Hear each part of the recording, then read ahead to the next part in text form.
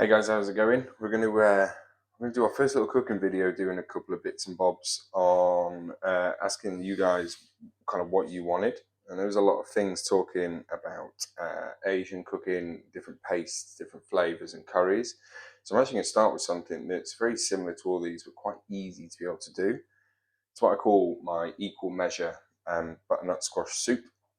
It starts with, quite simply, onions, garlic, ginger, butternut squash. And then we're going to flavour that with a little bit of coriander, chilies, coconut milk, and obviously some stock. Dead easy to be able to do. And the key to doing anything is obviously preparing yourself before you want to start anything. So making sure you've got all your ingredients out on the side over here, that you can just put it together. So obviously the key to anything is, certainly with Asian cooking, is being able to add flavour as much as you can. Making umami with things is quite easy to be able to add loads of other ingredients, but we want to use it with just base ingredients. Now, the reason I call this the equal measure soup is because it literally takes the same amount of things to be able to put it together. So I'm going to work today in twos because I'm going to make a bit more than I normally would. You can obviously half this recipe and do it as ones. So we're going to do 2 onions to 2 inches of ginger to 2 garlic cloves, 2 butternut squash, 2 stock jellies, 2 litres of water, and 2 tins of coconut milk. The only things that aren't the equal measure is and preference on chilli, on heat. Now, you don't have to put chilli in here. I like to put a little bit in, and I've got these beautiful chilies that we actually grew in our garden, and I've dehydrated them in our kitchen over the winter. And we've taken 20 chilies that we had off our plant and been able to extend their life basically for well, till now. They've been here for about 4 or 5 months. So we're going to start with chopping the onions. Just don't need to be too neat with these. We're just going to be cooking them down. I like to slice them instead of dicing them because we can get a lot more caramelization on the onion quicker. And you get more of kind of like the surface of the onion caramelizing instead of just dicing. So quickly slice these up. I'm not expecting people to be as fast as this. So that's simple. So that's actually going to start our cooking process right now. So what we do is, I can't really show you over here, but we will show you some bits after. We're going to start the cooking process over here with the onions. What we want to do is we want to brown these slightly, caramelize them. This is a natural way of getting natural sugars and sweeteners into the dish. So instead of adding sugar or adding a sugar alternative like honey or even different sauces people use, we want to do it naturally as much as we can. So we're going to do that with the onions. So we're going to brown them until they are literally golden brown, and we want them to almost start sticking onto the back of the pan. So whilst they start cooking, we're going to get the garlic peeled and prepped. And we're going to get the ginger peeled and prepped. So there's 2 ways of peeling garlic, in my opinion. The way I've just done it is I've taken the wood end off the top of the garlic on both of them, and then been able to peel down from there. And if you don't cut all the way through the piece of garlic when you're taking the wood off, you just stop right at the end, you actually have a lip that you can start peeling. The other way is just to crush them with the back of your knife. So you put the side of your knife on the garlic, just press on it, it'll crush the garlic, and you can literally just peel it away. Now again, we don't need to chop this neat and tidy because it's going to be blended into the soup. So if we were using this in like stir fries or other dishes where we're not blending the dish, you'd want to mince that or even puree that. So the onions are starting to sweat down nicely. A little bit of colour straight away, which is good. I've used rapeseed oil in mine, more for sustainability in this country. Rapeseed's grown quite naturally, well, widely, should I say, in Britain. So we support a farm over in Staffordshire called Just Oils. That's who I use at the moment. Phenomenal product. They grow their own rapeseed, they create their own oil. They also make their own crisps from potatoes they grow. They cook their potatoes in their oil, which is quite cool. Food yards, not miles. Again, I'm just moving these onions every now and again, just to make sure they're not fully burning, we're just getting the caramelization. So I've taken the ginger away. There's a better way of doing ginger with a spoon if you want to save as much as you can of the ginger. I don't mind just taking away all the other bits because you can actually see underneath them where you need to chop off. And again, all I'm going to do is just very roughly chop this.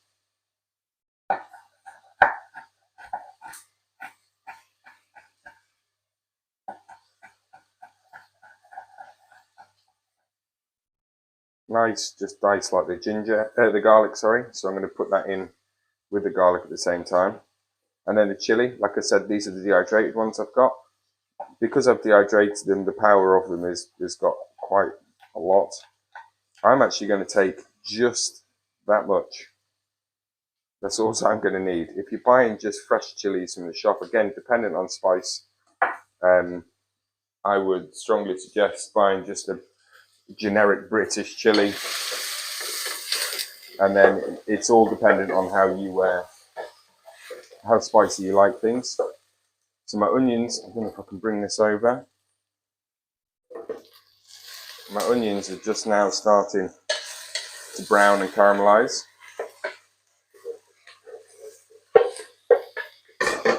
I'm just going to take them a touch further, but whilst I'm taking that touch further, I'm going to add all the ginger and all the garlic into the pan.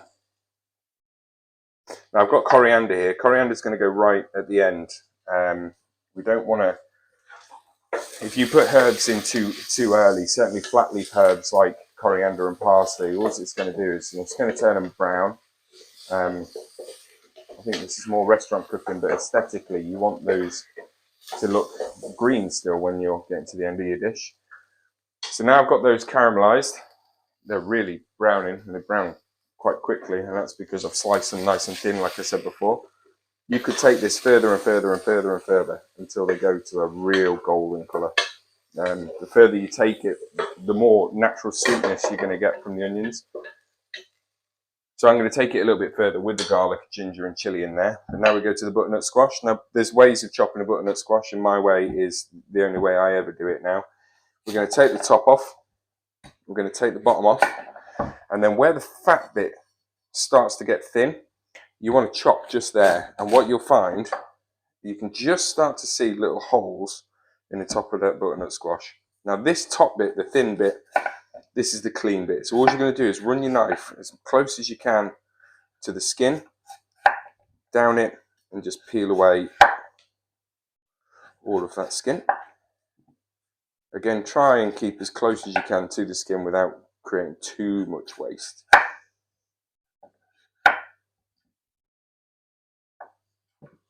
And then for the bottom half, you do the same process, but instead of being able to chop the whole thing, this bottom half is going to contain all the seeds. So you can use the seeds in different walks of life. I don't particularly. So once you've cut this piece in half, apologies. Once you've cut this piece in half, you're going to see all the seeds inside. Now, the seeds are dead easy to remove. It can get quite messy. All you want to do is take a tablespoon, cup this half of the butternut squash in your hand, and quite literally scoop out the centre. Really easy. And just make sure there's no seeds left in there and it's nice and clean. Always make sure you're working in a clean environment. The cleaner the safer. My onions now are getting really dark over here. I will show you before we start the next process. Then this butternut again. Now the smaller you're going to chop it, the quicker your soup's going to cook. Okay? You could chop it really chunky and let it simmer away for a long time. If you're anything like me, I'm a little bit impatient. I don't want to wait a couple of hours, well, an hour for being able to blitz the soup. I want to be able to get it on and get it eaten quite as quick as I can. So that's the bottom half that we've seeded. Now this top half is all clean flesh. It's all clean butternut squash. So for this bit, you just chop it exactly like you chop the other bit. Just a nice fine dice, well, a nice dice, not fine.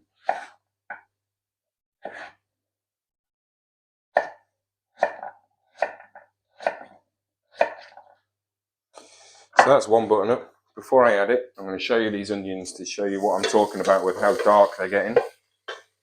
These are really caramelizing now. I don't know if we can see this. Into a nice golden brown. Again, you could carry on cooking further than that if you wished. I don't think there's any real need. So from here, I'm going to add the butternut squash. Now, you don't need to do this next process really, but I like to because again, I want to get as much flavour as I can. I don't add any liquid yet. We're going to add the butternut squash and we're going to just continue this slow kind of like frying process. Once we've got one in, we can get the other one going. Now, ideally, as I said before, being prepared is kind of what you want. You should have everything chopped really before you even think about start cooking. Get it chopped, put it into bowls in different stages that you're going to add it. If you do that, then you can just purely focus on the cooking side of it. I'm purely doing this for educational reasons of showing people how to chop things like butternut squash that people rarely buy. I think people get quite scared of butternut squash. I'm just going to turn this back a bit. I have actually cut this one a little bit too high, so there is a little bit of seed there, but again, you can just scoop that out.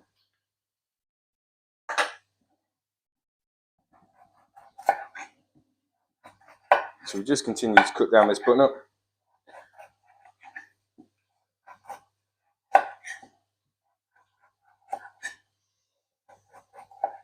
Nice and easy. Again, like I say, as close to the skin as you can. You're kind of just moving around with your knife in a nice little rocking motion. You'll end up with no bits on there. Then we cut this one in half then, and we're going to scoop it out. You'll find it's harder to do it if the butternut squash is older. So that first butternut I've just done was really fresh, you could tell. This one's slightly older and you can see that on the seeds. They almost look a bit darker and a bit drier. There's no problem with the actual butternut itself. It just means it's probably sat a little longer than the other one did. And the seeds can get everywhere, so I apologise in advance. Clean the board off, work clean.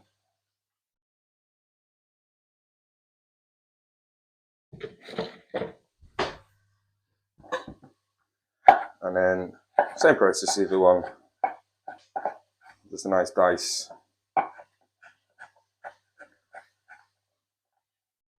Put into the soup.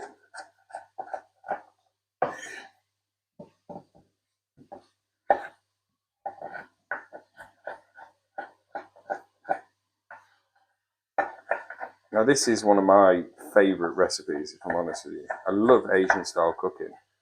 I also love to be able to combine ingredients that we don't often use. So they become a little bit more sustainable, I guess, because butternut squashes, etc., pumpkins is another one, become quite wasteful. Not many people are eating it. Just starting, the butternut's just starting to catch in places, which is good. It's again, it's more flavour, it's more umami. There's a little bit of sweetness, gives it a little bit of also bitterness. So once we've chopped this bit here, just going to move this around a bit. Ooh, wrong way. Add the rest of this butternut. Now you can do the same thing as I've just done with the first butternut. We could carry on this frying process, which I'm going to do, but I'm just going to turn the heat up to just rush it through a little bit. So now we've got onions, we've got garlic, we've got chilli, we've got our butternut, we've got ginger, all in this pan. Now, I did say at the start equal measure, so 2 litres of liquid. I mean, it's purely preference really on what you do. I take these stock cubes. I usually use vegetable for this one. I'm actually going to use chicken today. Just add your stock into the pan if the thing decides it wants to come out. So I've got 2 stock cubes. So we've done 2 onions, 2 inches of ginger, 2 butternut squash, 2 garlic cloves. Now we use 2 stock cubes. So the thing I'm not doing at the moment, as you'll see, is I've not seasoned anything to do with this yet. You don't want to season it yet. The stocks should be quite salty, if I'm honest with you. And now from here I'm going to add 2 tins of coconut milk.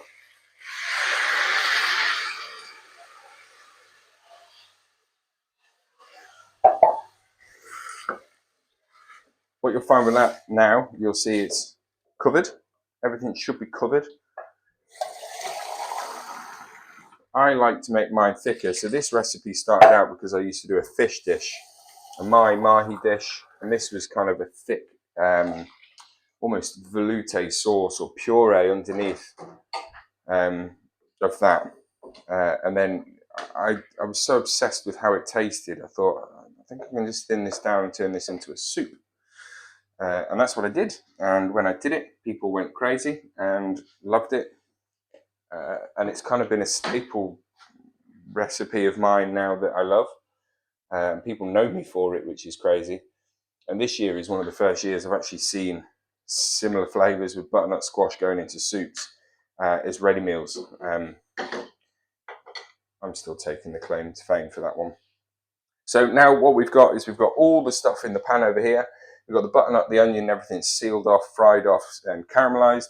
We've added the stock, we've added the coconut milk, and we've added the liquid. I've used the tins that I used for the coconut milk. I just refilled them with water and added that to it. I want to make mine a little bit thicker than I would than adding just 2 litres of water. 2 litres of water is going to make it thin, and we'd have to cook it down for longer. As I said before, I'm a little bit impatient, so what I want to do is I want to be able to get it quicker. My coriander's here. I'm going to let that cook now and stew down. I keep the heat on high until I bring it to a boil, and as soon as I bring it to a boil, I put it medium to low, and we're going to let that simmer away for around 20 to 30 minutes until the butternut squash is soft. So we're going to skip here, and I'll see you in 20. So now the soup's been cooking for 20-25 minutes. We've got it all boiling up, simmered away, and the butternut's getting nice and soft. So you can see here, mine's just still covered. If yours is starting to get a bit thick or a bit drier, that you're thinking that it's still not covered, just add some more water. That's all you need to do. So what we're going to do now is just check, first of all, with the spoon, is just make sure that the butternut, by just pushing it on the side, is soft and ready to just blend up into a soup now. The key to this as well is we can always add, we can never really take away. So we can always add more water. If once you blend it, it becomes really thick. All we're going to do is just add drops of water in at a time and keep blending down the dish until you get it to the right consistency. So the coriander that we had before, we're now just going to throw that in. We're going to do the blitzing process. I'm not sure we all want to hear that over a microphone. So I'm going to end it there, and I'm just going to blend it all up, and then we'll be back. Right, now I've fully blended it. It's a nice kind of consistency, not too thick, not too thin. So I'm not going to add any more water at this stage. But if it's too thin for you, or it's too thick for you, if it's too thin, what you need to do is you need to now put it back on the hob on a low and just keep cooking it. You could just reduce it down and it's going to intensify and thicken up.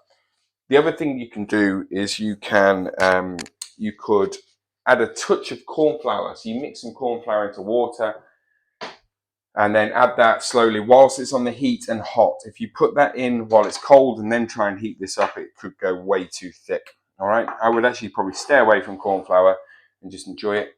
But you can see here it's quite a nice consistency. It's sticking to the back of the spoon. So if you were to run your finger down the back, and you can see there that it's holding, that I would say is like the perfect sort of consistency. It's holding there, but it's still running. The only other thing we need to do now is just affect the flavour on seasonings. So I'm going to taste it. What we need to do is try, taste, and see if it's the preference. Mine definitely needs salt, and pepper. So I'm going to take some salt. Be friendly with salt. But like I said before, you can always add, you can never take away. So add what you think you're going to need. I'm going to add some pepper in there as well. We've got like a mixed pepper here. So it's black, pink, Szechuan, all sorts in there. Nice bit of pepper in there. Give that a mix. Make sure it's well incorporated. So you're not, when you're trying in a minute, taking a big mouthful of either pepper or salt. We've added the coriander in there. It's blended away. I'm just going to taste that again. And it's delicious. But it definitely needs some more salt. I'm actually going to just use some cooking salt this time instead of sea. And that is basically it. From there, we're just going to serve. You could add more ginger if you wanted it to taste a bit more Asian. What I don't want to do is I don't want to actually make this overly overpowering as a soup. It's still cold outside, and we're just going to dish it up.